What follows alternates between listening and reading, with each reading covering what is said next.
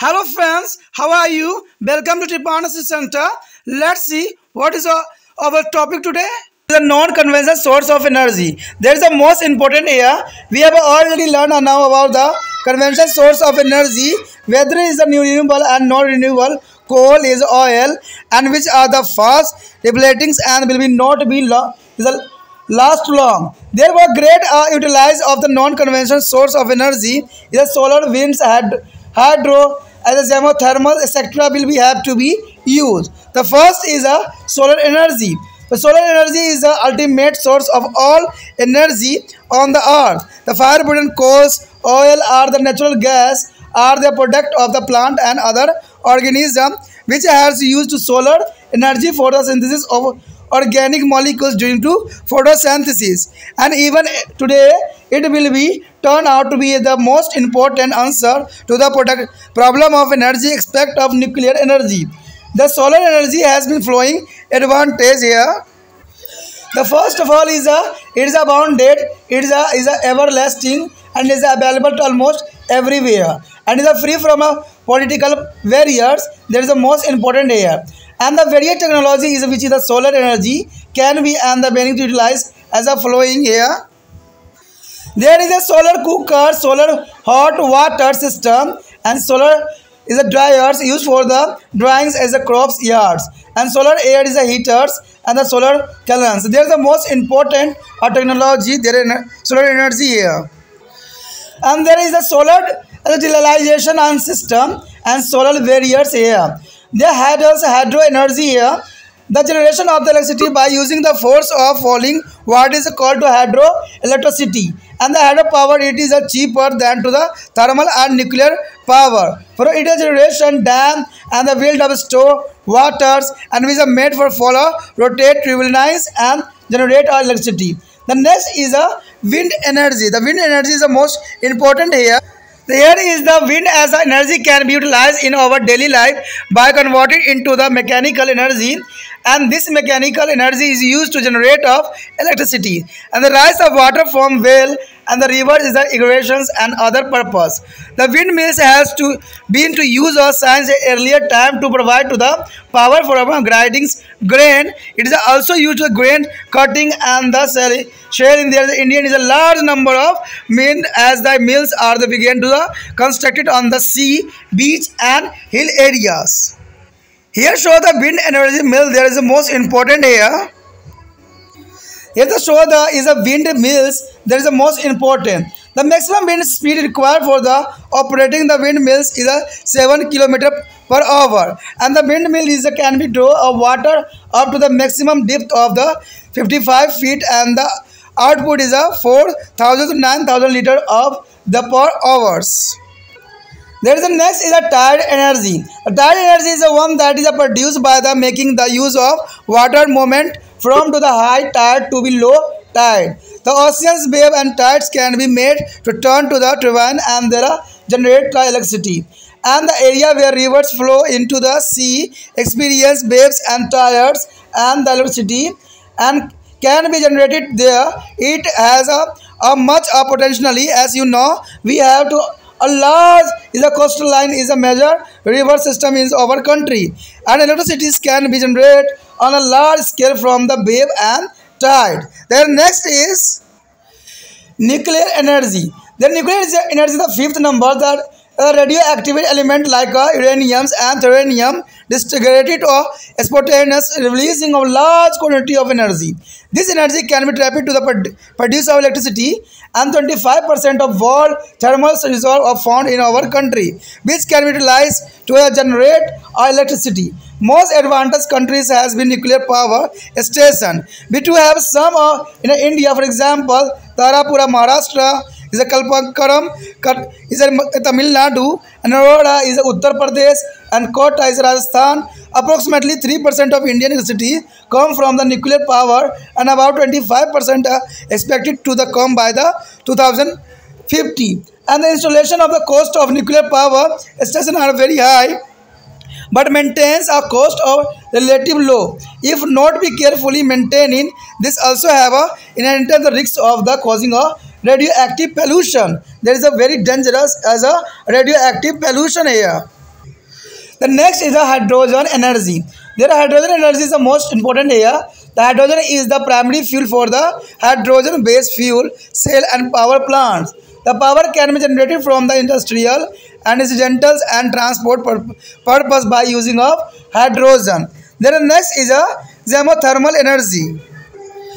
Here the geothermal energy, this is the energy derived from to the heat in the interior of the earth. In the volcanic region is spreading and the fountain of the hot water is called geysers and are commonly found. This eruption of the hot steaming is water can be used. They are turned turbines and produce electricity in the geothermal power plants. In this matter called water is allowed to be seeps and through their figures and in the rocks till of the reaches there is a hot rock in the lower layer. And the water get heated and the get converted into the steam which force out their surface to be used in the power generation. Besides this, is a preheated steam of the hot spring can be also generate electricity. And there are 46 hydrothermal area in India and where the water temperature normally exceed 150 degrees centigrade. The electricity can be generated from this hot spring. There's the next is a biogas. Biogas is another form of non-conventional energy. Is a biogas. It is produced by the microbial activity on the cattle ducts in the specialized or designated tank of called to the digester. And there are mixture of the water and cattle dungs in the void in this digester where is a anaerobic is a decomposition and take place and the biogas is generated. This gas contains 55 to the 70% methane and which is inflammable and it is generally used of cooking gas and for a generation of electricity. And the best left in the tank after the generation of biogas is used of manure. Thus the bio is a plant provide us the both the fuel and the manure biogas plant and becoming a very popular in the rural India. And there are two types of biogas plant. The familiar types gas plant. These are small and used usually by the family. And community types gas plant. These are large and used by the larger rural population. And the next is here a biofuel. Now it is a very well that a fossil fuel has been to the main source of energy from the transportation and industries for a more than a century. And the rapidly consumption has been dipped for the survival of the fossil fuel. There are fast depletion and the non-renewable nature has sent all alarm to the look for the alternative fuel. Among the fuel is the consumption of the liquid fuel is the highest. So there is a time to the identify potential plant and a species as a source of liquid hydrocarbons and the substitute for the liquid fossil fuel. The hydrocarbon present in such a plant can be converted into the petroleum hydrocarbon. This liquid is hydrocarbons is a biofuel and the plants producing it is called to the petro plants. And the plant species is a Jatapora is a Coryphus is the most is a suitable ones. Which yards the biodiesels, the Indian Oil is a corporation for the carrying out of experimental for preparation of the biodiesels for the various is a vegetable oil extract from to the rice, bran, plum and carajia and the sunflower etc. And there are advantages of biodiesel. The biodiesel has a several advantages. Some of these are given below. It is agriculture-based fuel or substitute. It can be made from both vegetable oil, animal and the fats. It can be used without a major modification in the engines. It does not be need a separate infrastructure for the storage of delivered and the handle lining biodiesel are safer. And the planting of Jatapora chorus will be utilized of best land in our country. And there it is a combination of the emit less carbon monoxide, sulfate and unbonded hydrocarbon and the particulate matter thus is a reduce air pollution. तो यहाँ पर अत्यंत महत्वपूर्ण बात आ गया गैर परंपरागत ऊर्जा स्रोत। देखिए हमें जो है पुण्य नवीकरणीय और अपूर्ण नवीकरणीय दोनों प्रकार के परंपरागत ऊर्जा स्रोतों के विषय में पूर्व ज्ञान है। ये दोनों स्रोत जो है तेजी से कम होते जा रहे हैं और इसमें डिप्लेटिंग्स कहते हैं, हर्ष उन्मोचक कहलाता है और ये अधिक समय तक नहीं रह सकते हैं। अंततः अगर देखा जाए तो गैर पारंपरिक ऊर्जा स्रोत जो होते हैं सौर, पवन, जलीय, भूतापीय आदि का अधिक उपयोग किए जाने की आवश्यकता है। हम इनमें कुछ ऊर्जा स्रोतों के बारे में यहाँ चर्चा करेंगे। सबसे पहले तो देखिए, बात यहाँ जानना सबसे इम्पोर्टेंट ये रहेगा कि अगर पेट्रोलियम डीजल आने वाला समय में ख़त्म हो जाएगा तो हम किस पे आधारित हो सकते हैं, हमारे लिए सोर्स ऊर्जा का क्या होगा।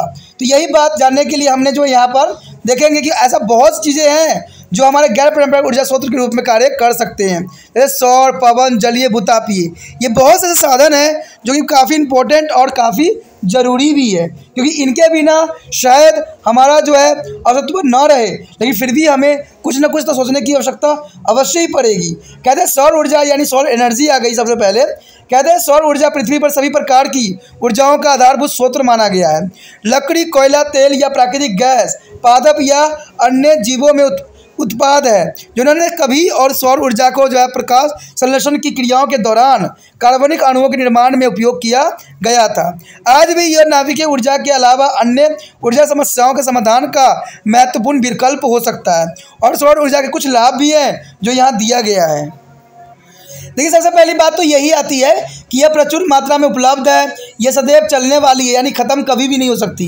यह लगभग सभी स्थानों पर उपलब्ध है, यह राजनीतिक बाधाओं से मुक्त है, यहाँ पर राजनीतिक भी नहीं की जा सकती।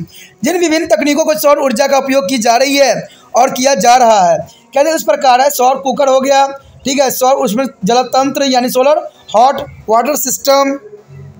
उसके पश्चात देखा जाए तो सौर शुष्क यानी सौर ऊर्जा से सूखने वाला फसलों की पैदावार सुखाने के लिए प्रयोग होता है, और ये सौर वायु उष्मक यानी सोलर एयर हीटर, सौर भट्टी, सौर किलस एंड सौर जो है निर्विकरणीय संयंत्र, सोलर डिग्रेडेशन एंड सिस्टम, सौर बैटरियाँ। तो जैसे कि चित्र में भी आप देख सकते हो कि ये कितने फ़ायदेमंद और कितना ज़रूरी आज के समय के लिए बन गया है। जहाँ पर हमारा जो है जो कोयला पेट्रोलियम ख़त्म हो रहा है, वहाँ पर जो है हमारे कोई विकल्प स्रोत के रूप में हमारे समक्ष ये आ खड़ा हुआ है।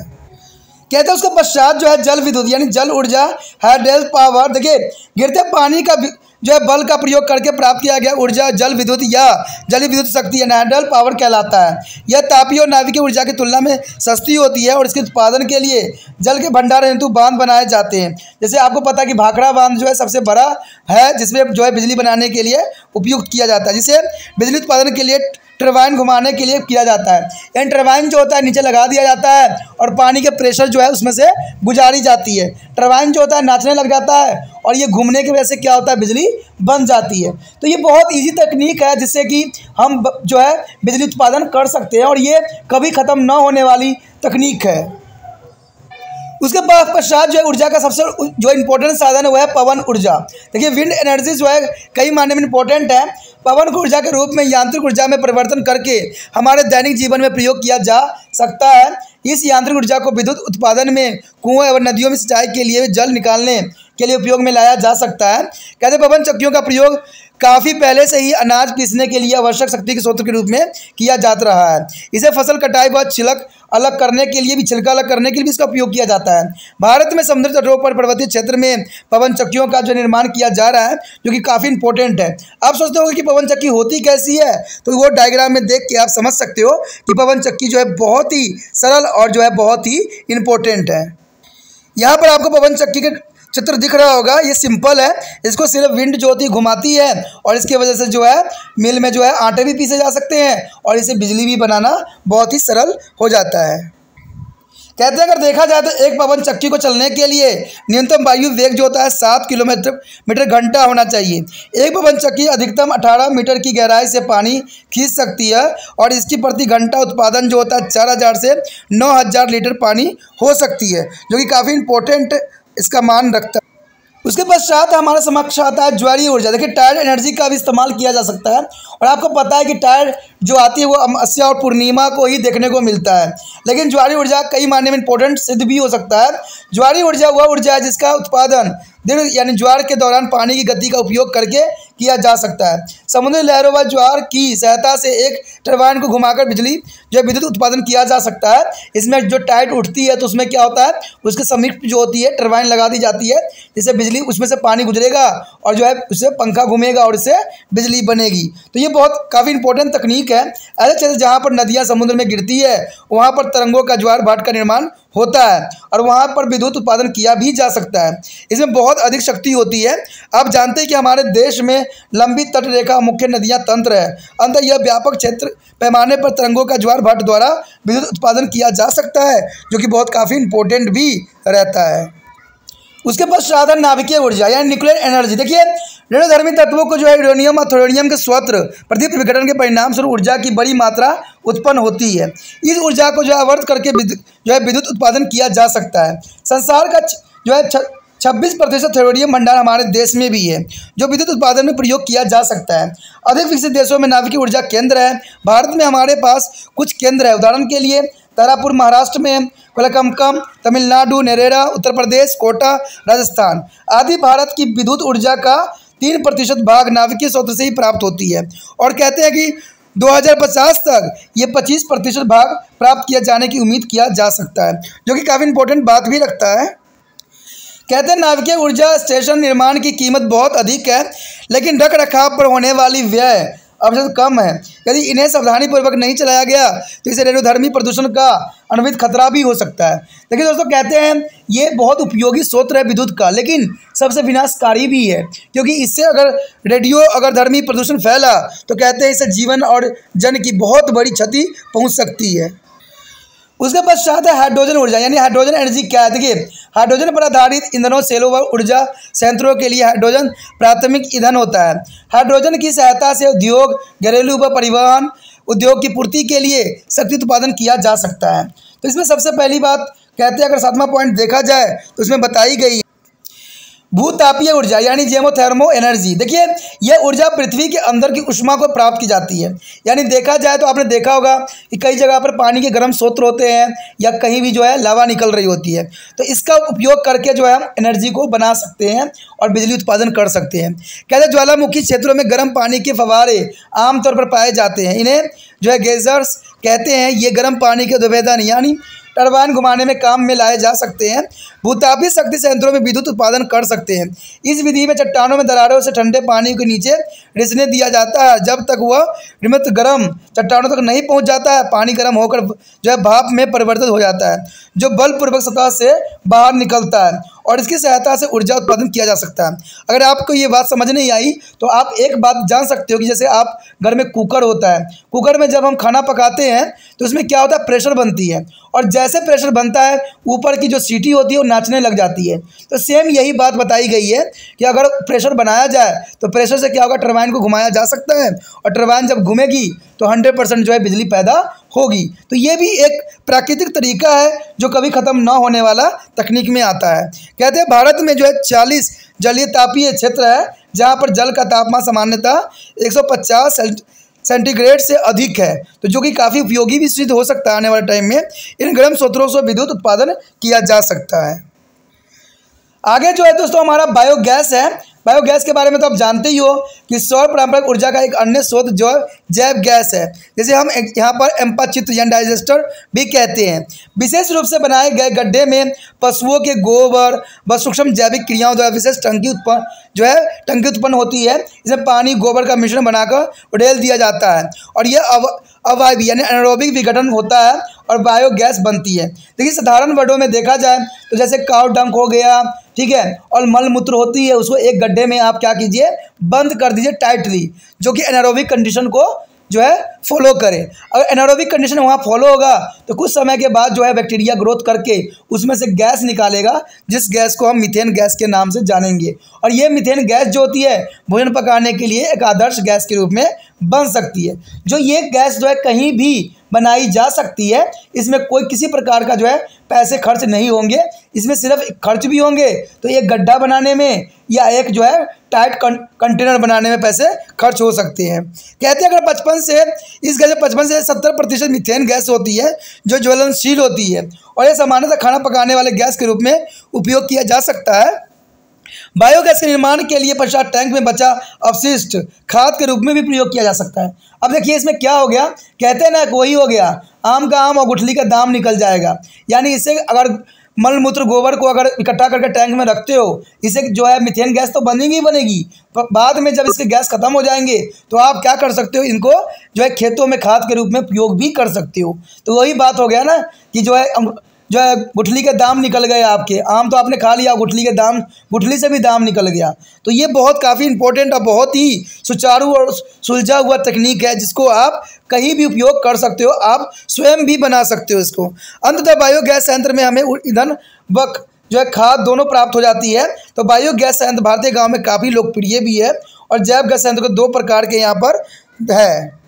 इसमें पहला तो यह है कि परिवार में काम आने वाले जो है गैस संयंत्र ये प्रकार आकार में छोटे होते हैं और एक परिवार द्वारा व्यक्तिगत स्तर पर प्रयुक्त भी होते हैं।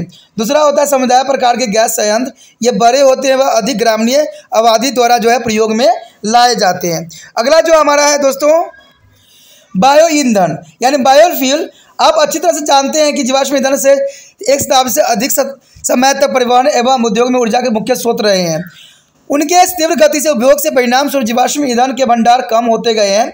इनकी तीव्र क्षरण और जब पुनः नवीकरणीय प्राकृतिक ने वैकल्पिक ऊर्जा स्रोतों के लिए प्रयोग किए जाने की दिशा में कदम बढ़ाए जाने के संकेत दे चुके हैं।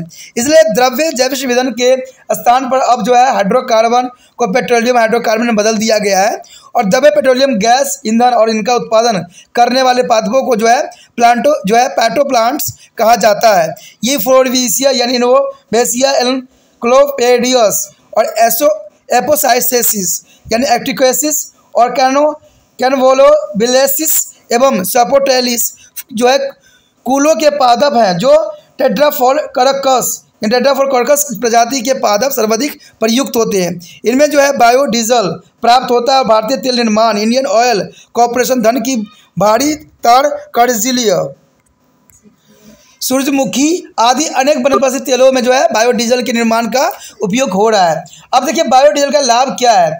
यह एक कृषि आधारित ईंधन का विकल्प है। यह वनस्पति तेल या पशु वसा दोनों से बनाया जा सकता है। इन ईंधनों में बिना प्रमुख बदलाव किए ही प्रयोग किए जा सकते हैं। इसके संग्रह और वितरण के लिए पृथक संरचनात्मक ढांचे की आवश्यकता नहीं होती है। बायोडीजल का व्यवहार अधिक सुरक्षित भी रहती है और देखा जाए तो इसका दहन के परिणाम स्वरूप जो है कार्बन मोनोक्साइड सल्फेट वगैरह जो है जल हाइड्रोकार्बन व कण पदार्थों का जो है उत्सर्जन कम होगा। इस प्रकार वायु प्रदूषण भी कम होगा। तो ये सारे जो हैं बहुत ही सुचारू और सुलझी हुई तकनीक है, जिससे हम जो है पर्यावरण को प्रदूषण से बचा भी सकते हैं और हमारे जो है ईंधन के स्रोत भी खत्म नहीं हो सकते। तो ये काफ़ी इंपॉर्टेंट है। लेकिन कहते हैं ये इंपॉर्टेंट तो है, लेकिन ये कई जगहों पर उपयोग नहीं किए जा रहे हैं, जो कि बहुत ही चिंता का विषय है। इसको उपयोग करना चाहिए और सरकार को इसको उपयोग करने के लिए प्रोत्साहित करना चाहिए। कहते हैं ये संयंत्र इतने महंगे भी हैं जो लोगों के लिए जो है खरीदना संभव नहीं है। अब देखिए यहाँ पर अगर लिया जाए सौर पैनलों की बात किया जाए तो सौर पैनल हर एक व्यक्ति लगाना चाहता है, क्योंकि ये धूप से जो है यहाँ घर की सारी जो है इंस्ट्रूमेंट चलती है। लेकिन ये इतने महंगे हैं कि शायद जो है आम बंदों के लिए इसको इंस्टॉल करना काफ़ी महंगा साबित होता है। तो लोग भी इससे पीछे हट रहे हैं। तो सरकार को चाहिए कि जो चीज़ प्राकृतिक के फेवर में है और नेचुरल है उसको कॉस्ट भी कम हो और जो है इसको लोगों को लगाने के लिए प्रोत्साहित भी किया जाए। तो ये काफ़ी इम्पोर्टेंट होता है और ये पर्यावरण के लिए हितैषी के रूप में कार्य कर सकता है। दोस्तों इसी के साथ हमारा ये टॉपिक खत्म हो जाता है। आगे का टॉपिक अत्यंत महत्वपूर्ण है, तो उसको देखना मत भूलिएगा। उसमें जो है हम और भी जानेंगे और समझेंगे। आप इसी तरह त्रिपाणी सेंटर को लाइक शेयर सब्सक्राइब करते रहिए। और एक काम जो आपको नहीं भूलना है वो ये है कि यूट्यूब पे जो आपको शेयर का लिंक होगा उसको दबाना है और व्हाट्सएप स्टेटस पे जो है कॉपी करके पेस्ट कर देना है।